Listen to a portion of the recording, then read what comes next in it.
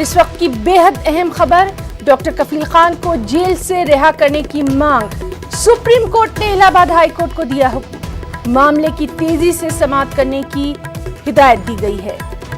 Merit की बुनियाद पर 15 दिनों में की जाए ये समाअत। कौमी सलामती एक्ट के तहत डॉक्टर कफील जेल में बंद है, उन पर इश्तियाल अंगेज बयान देने का इल्जाम है। तो इस वक्त की बेहद अहम खबर, डॉक्टर कफील खान को जेल से रिहा करने की मांग। सुप्रीम कोर्ट ने इलाहाबाद हाई कोर्ट को हुक्म दिया है और मामले की तेजी से समाअत करने की हिदायत दी है। साथ ही साथ कहा है कि मेरिट की बुनियाद पर 15 दिनों में की जाए ये समाअत। कौमी सलामती एक्ट के तहत डॉक्टर कफील खान जेल में बंद है, उन पर इश्तियाल अंगेज बयान देने का इल्जाम है।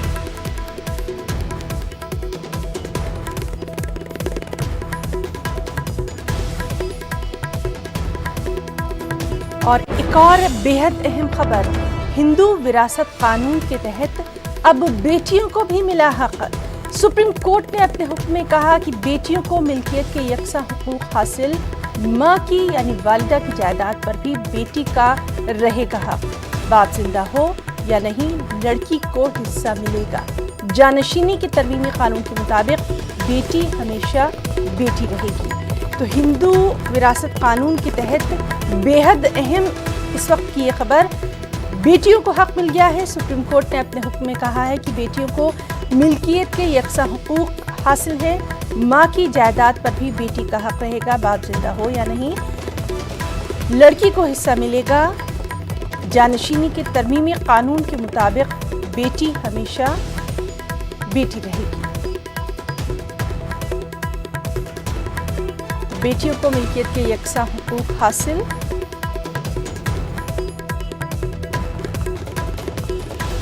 हिंदू विरासत कानून के तहत बेटियों को हक मिला है। सुप्रीम कोर्ट ने अपने हुक्म में बेटियों को मिल्कियत के यकसा हुकूक हासिल होने की बात कही है।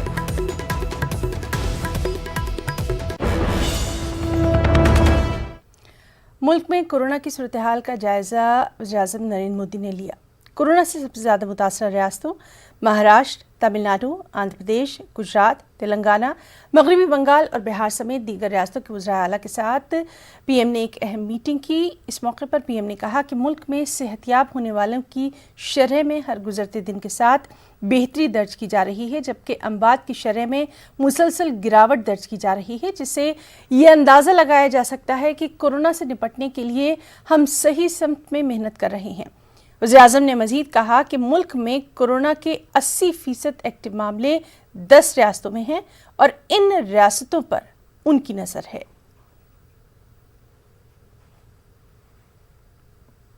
मुझे संतोष है कि हर राज्य अपने अपने स्तर पर महामारी के खिलाफ लड़ाई लड़ रहा है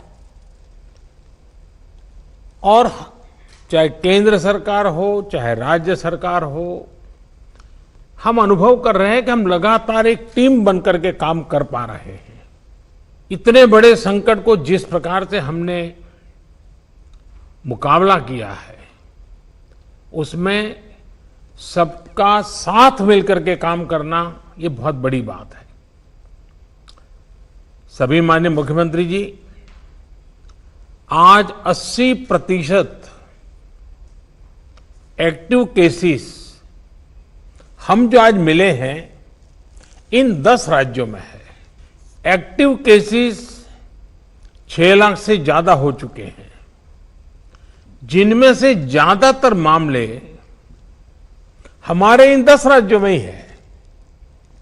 इसलिए ये आवश्यकता लगी कि इन 10 राज्यों के एक साथ बैठ करके हम समीक्षा करें, चर्चा करें और उनकी जो बेस्ट प्रैक्टिसेस है, उन्होंने किस किस प्रकार के नए इनिशिएटिव लिए हैं, वे सबके ध्यान में आए, क्योंकि हर कोई अपने अपने तरीके से प्रयास कर ही रहा है। और आज की इस चर्चा से हमें एक दूसरे के अनुभवों से काफी कुछ सीखने को, समझने को मिला है। साथियों, टेस्टिंग की संख्या बढ़कर हर दिन 7 लाख तक पहुंच चुकी है और लगातार बढ़ भी रही है।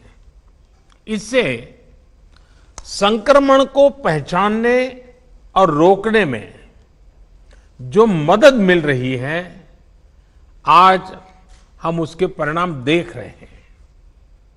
हमारे यहां एवरेज फर्टिलिटी रेट पहले भी दुनिया के मुकाबले काफी कम था। संतोष की बात है कि ये लगातार और कम हो रहा है। एक्टिव केसेस का प्रतिशत कम हुआ है। रिकवरी रेट लगातार बढ़ता जा रहा है, सुधरता जा रहा है। तो इसका अर्थ यह है कि हमारे प्रयास कारगर सिद्ध हो रहे हैं। और वहीं मध्य प्रदेश में कोरोना का कहर जारी है। कोरोना मरीजों की तादाद बढ़कर 40,173 तक जा पहुंची है। 1,016 लोगों की अब तक मौत हो चुकी है। 29,684 मरीज सेहतयाब हुए हैं। कोरोना मरीजों की रिकवरी रेट में इजाफे का सिलसिला भी जारी है, लेकिन इसी के साथ हुकूमत और अपोजिशन में कोरोना मामले को लेकर सियासत भी जारी है। कांग्रेस ने सरकारी अस्पतालों की बदनज़मी और अस्पताल डॉक्टर्स के प्राइवेट प्रैक्टिस करने का इल्जाम लगाया और वजीर सेहत के गायब होने का भी इल्जाम लगाया। वहीं मध्य प्रदेश हुकूमत ने कांग्रेस के इल्जाम को सिरे से खारिज कर दिया और कहा कि हुकूमत को जो करना था वो उसने कर दिया। अकेले सरकार से सब कुछ नहीं होगा। जब तक समाज इस बीमारी के खिलाफ खड़ा नहीं होगा, तब तक कोरोना की वबाई बीमारी का खात्मा नहीं किया जा सकता। अस्पताल के अंदर प्राइवेट प्रैक्टिस करते हुए पकड़े जा रहे हैं और मध्य प्रदेश के स्वास्थ्य मंत्री का कहीं पर भी पता नहीं है। पिछले 15 दिन से स्वास्थ्य विभाग की जानकारी गृह मंत्री दे रहे हैं। इस पर आज एक गहन विचार करने की जरूरत है। कांग्रेस पार्टी मांग करती है कि इन परिस्थितियों की जांच होनी चाहिए। निश्चित रूप से मध्य प्रदेश में रिकवरी रेट कोरोना का बढ़ा है, लेकिन इसके दूसरी तरफ दूसरा पक्ष भी है कि कोरोना संक्रमण के मामले भी बढ़ रहे हैं। वो मध्य प्रदेश में नहीं बढ़ रहे हैं, वो देश में बढ़ रहे हैं। उसमें मध्य प्रदेश भी शामिल है और इसलिए सावधानियों की अत्यधिक आवश्यकता है। अकेले सरकार से कुछ नहीं होगा जब तक समाज स्वयं स्फूर्त इस महामारी के खिलाफ खड़ा नहीं होगा। सरकार को जो अपने स्तर पर करना चाहिए वो सरकार कर रही है। हमने निःशुल्क दवा की व्यवस्था की, निःशुल्क चिकित्सा की व्यवस्था की, निःशुल्क हॉस्पिटल की व्यवस्था की। बाकी सब सुविधाएं गरीबों को, मिडिल क्लास को निःशुल्क हैं। कर्नाटक रियासती वक्फ बोर्ड आने वाले दिनों में कोरोना के 4 अस्पताल कायम करेगा। इस सिलसिले में 19 अगस्त को होने वाली वक्फ बोर्ड की मीटिंग में मंजूरी हासिल कर ली जाएगी। बेंगलुरु में वक्फ बोर्ड के रुकन के अनवर बादशाह ने ये जानकारी दी कि अनवर बादशाह ने कहा कि रियासत के 4 डिवीजन यानी बेंगलुरु, मैसूर, गुलबर्गा और बेलगाम में वक्फ की इमारतों में कोरोना के अस्पताल कायम करने का मंसूबा तैयार किया गया है। इस सिलसिले में माली ताउन फराहम करने के लिए मिल्लत के चंद अहबाब आगे आए हैं। कर्नाटक स्टेट में 4 डिवीज़न हैं। 4 डिवीज़न में कोविड-19 के हमें कंट्रोल करने के वास्ते और आवाम को सहूलत होने के वास्ते हॉस्पिटल पूरे डिवीजन्स में हमें ओपन करने की अब आने वाले 19 तारीख की मीटिंग में हमें तय करते हैं। वो सहूलत तो पूरे आवाम को मिलती है। इधर बेंगलुरु में 50 बेड का पहले शुरुआत करना का बोल को डिस्कस हुआ है।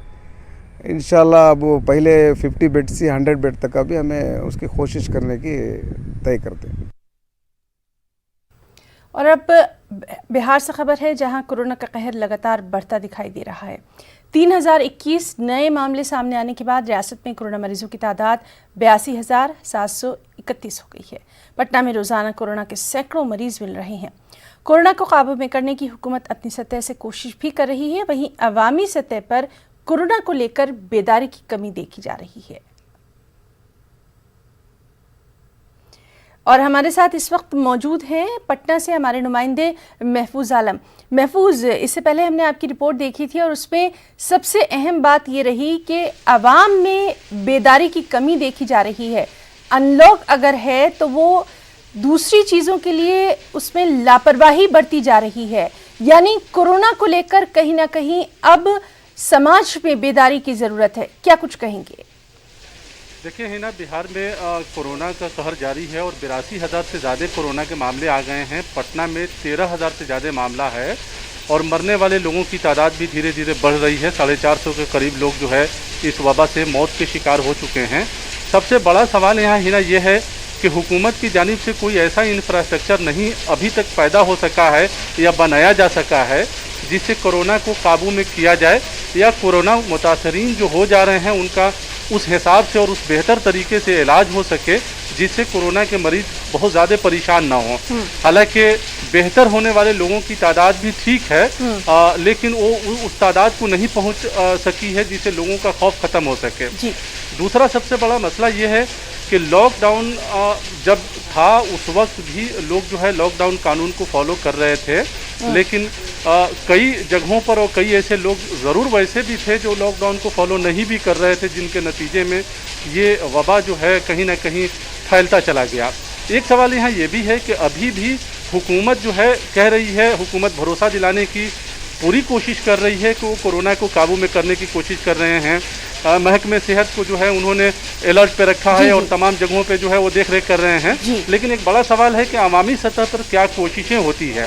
तो अवामी सतह पर जब आप देखिए, और पटना के ऊपर अगर ख़ास तौर से हम नज़र डालते हैं और मुख्तलिफ इलाकों को देखते हैं तो अवामी सतह पर यहाँ काफ़ी कमी पाई जा रही है। सड़कों पर गैर ज़रूरी तरीके से लोग निकल रहे हैं, मोहल्ले में एक दूसरे से बात कर रहे हैं। महफूज तो लापरवाही तो देखी जा रही है और वो तस्वीरों में भी साफ दिखाई दे रही है। बारिश की भी वहां पर खबरें आ रही हैं। आप इस वक्त जहां पर खड़े हैं वहां पर भी बारिश की जो है वो लगातार बात हो रही है। बारिश के मौसम में मौसमी बीमारियां भी वहां पर जन्म लेती हैं। क्या इससे निपटने के लिए तिब्बी अमला या महकमा सेहत की जानिब से कुछ खास इकदाम उठाए गए हैं, या फिर कोरोना की तरह बदइंतजामी यहाँ भी? देखिए, अभी हुकूमत की पूरी कोशिश जो है अस्पतालों में किसी न किसी तरह कोरोना से ही जुड़ा हुआ है कि कोरोना के मरीजों को ठीक से इलाज हम कर सकें। और तमाम हुकूमत के अहकामात, हिदायत कोरोना के सिलसिले में ही आ रहे हैं। पटना में बारिश जो है काफ़ी हुई है, अभी भी बारिश हो रही है, और जाहिर है बारिश होने के बाद जो है शहर में कई जगह आबी जमाव का मसला भी सामने खड़ा हो जाता है और मुख्तलिफ दूसरी तरह की बीमारियां भी आम होने लगती है। इस सिलसिले में भी बचाव की कोशिश होनी चाहिए, लेकिन वो कोशिश हुकूमत की सतह पर दिखाई नहीं दे रही है। दूसरा अहम सवाल ये भी है कि बारिश के बाद जो पानी जमा हो जाता है उसको निकालने के सिलसिले में, या जो ड्रेनेज सिस्टम है आज भी पटना में काफ़ी कमज़ोर है। ये ज़रूर कहा जाता है कि मजबूत हो गया है और तमाम सहूलतें हुकूमत की जानिब से मुहैया की जा रही है, लेकिन अभी भी पटना में ये सिस्टम काफ़ी कमज़ोर है।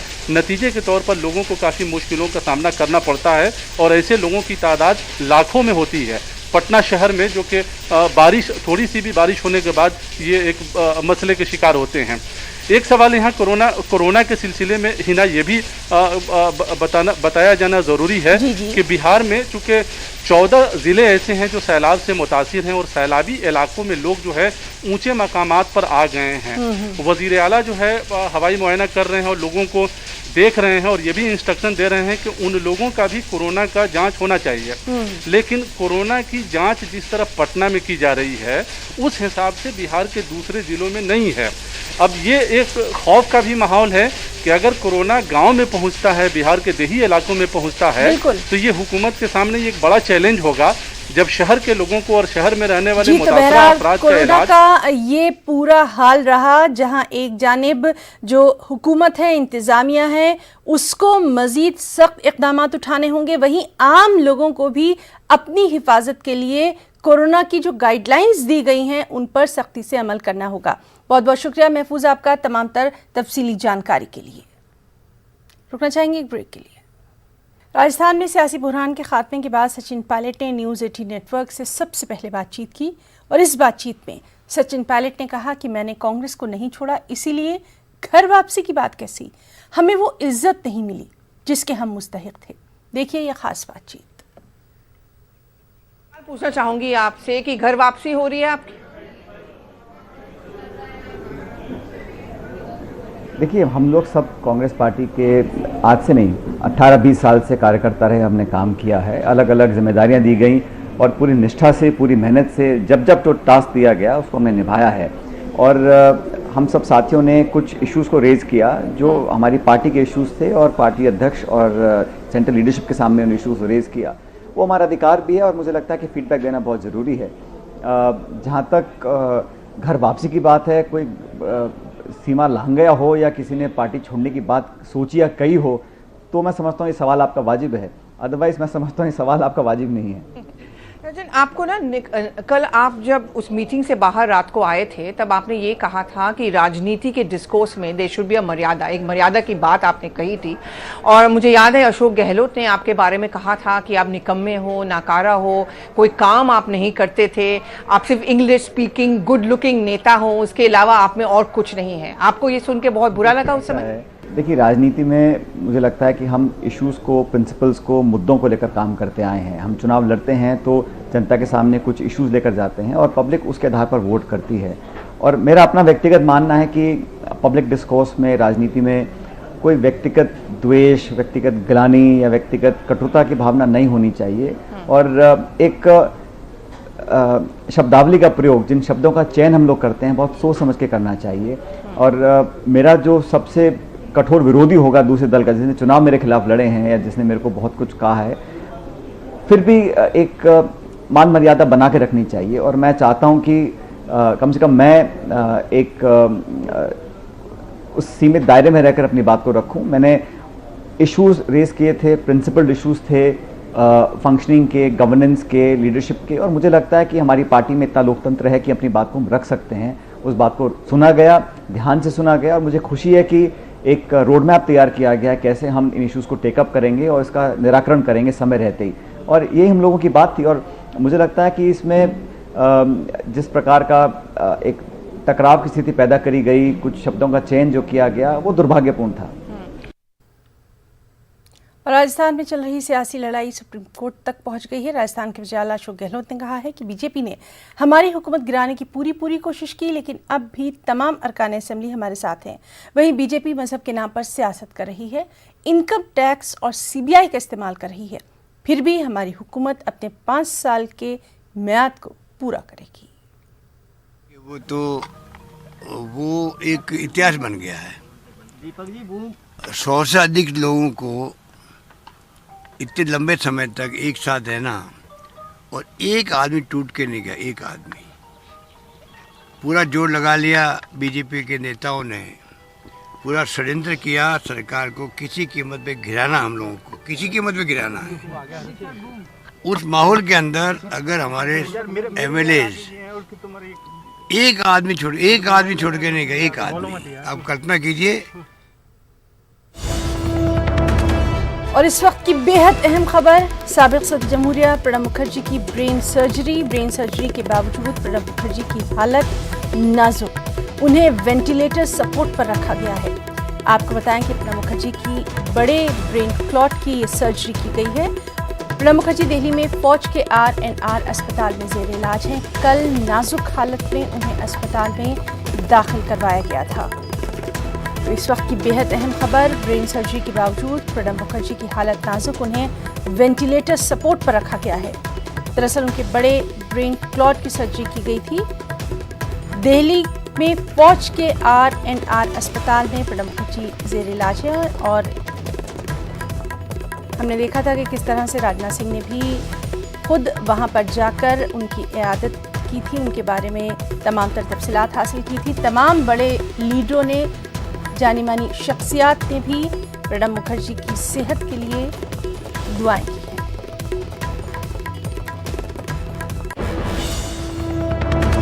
और सुशांत सिंह राजपूत केस से जुड़ी अहम खबर, इन्फोर्समेंट डायरेक्टरेट ने रिया चक्रवर्ती का फोन जब्त कर लिया है।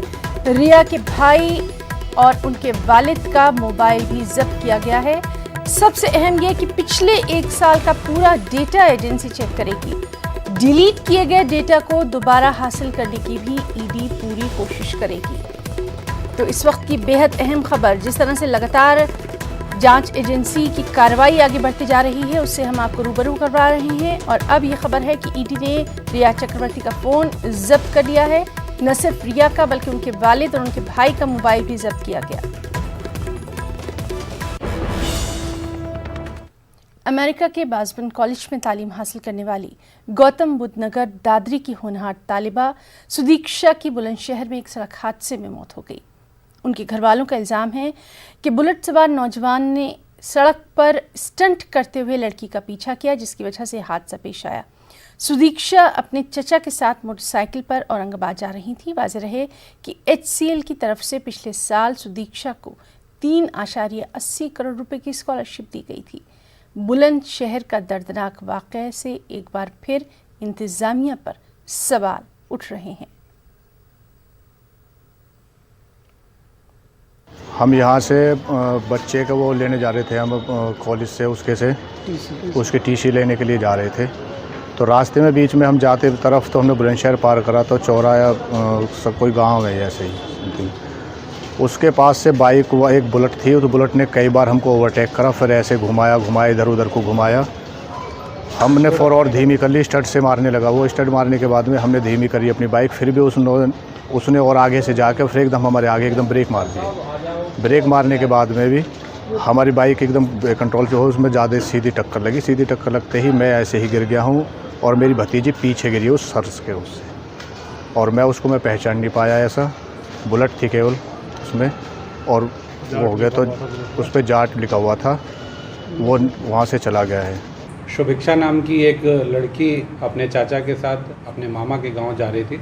रास्ते में उसका एक्सीडेंट हो गया। एक बुलेट मोटरसाइकिल से उसके मोटरसाइकिल की टक्कर हो गई, और जिसमें शुभिक्षा की दर्दनाक परिस्थितियों में मौत हो गई। अभियोग पंजीकृत कर लिया गया है, और जो मोटरसाइकिल वाला था जिससे एक्सीडेंट हुआ है उसकी तलाश की जा रही है, विवेचना की जा रही है। मध्य प्रदेश के बड़वानी में सिख समाज के शख्स के साथ पुलिस के जरिए किए गए तशद्दुद और पगड़ी उछालने पर सिख समाज ने अपनी सख्त नाराज़गी का इजहार किया है। बड़वानी के पलसौद में पुलिस के जरिए सिख समाज के शख्स और मजहबी अलामत की तौहीन को लेकर सिख समाज के वफ़द ने वज़ीर दाखिला डॉक्टर नरोत्तम मिश्रा से मुलाकात की और मुताल्लिका पुलिस वालों के खिलाफ सख्त कार्रवाई का मुतालबा किया। वज़ीर दाखिला डॉक्टर नरोत्तम मिश्रा ने सहाफ़ियों को बताया कि जिन लोगों पर कार्रवाई का मुतालबा किया जा रहा है उन पर खबर मिलने के बाद कार्रवाई की जा चुकी है, और आज उसी तरीके से उनको प्रताड़ित किया गया। किसी भी छोटी सी बात के लिए तो उनको इस तरीके से किया जाता है कि जैसे कोई वो विदेशी आगे। हमने किया है मांग कि उन पे उचित कार्रवाई हो, तो उन्होंने आश्वासन दिया कि कार्रवाई तो सस्पेंड हो चुके हैं, उन पे पहले ही हो चुकी है। हमने कहा आइंदा सिख ककारों का मध्य प्रदेश में अपमान ना हो। कोई भी अगर जेल में भी जाता है जहां उस पे। शहरियत तरमीमी कानून की तहरीक 15 अगस्त से शुरू होगी और अलीगढ़ शहर में 3 लड़कियां धरने पर बैठेंगी। ये खबरें इन दिनों मंजर आम पर हैं, लेकिन हकीकत से कोसों दूर भी हैं। अलीगढ़ शहर के शाहजमाल इलाके ईदगाह पर चले तारीखी धरने को दोबारा से शुरू करने की गैर मुसद्दिका खबर जैसे ही गश्त की तो जिला इंतजामिया से लेकर इंटेलिजेंस तक हरकत में आ गया। जिन 3 लड़कियों के हवाले से मज़कूरा खबर सामने आई, उन तीनों लड़कियों ने इस खबर को बिल्कुल बेबुनियाद करार देते हुए इसे किसी की साजिश से ताबीर किया। हमारे हवाले से हम एक न्यूज़ चैनल पर देख रहे हैं कि गलत अफवाहें फैलाई जा रही हैं हमारे बारे में, पर हमने ऐसा कुछ भी नहीं कहा है। ये पूरी तरह से हम खारिज करते हैं। हमने कोई ऐसे अल्फाज यूज़ नहीं किए हैं। हमारे खिलाफ जो प्लाटिंग कर रहे हैं, ये सिर्फ देश का, अलीगढ़ का और उत्तर प्रदेश का माहौल ख़राब करना चाहते हैं, सिर्फ हिंदू मुस्लिम कराना चाहते हैं। ऐसा कुछ भी नहीं है। हम सब आपस में भाई बहन हैं, वो हिंदू मुस्लिम कुछ नहीं है। खबरों में इतना ही। ताज़ा खबरों के लिए आप लॉगिन कर सकते हैं news18urdu.com पर। आदाब।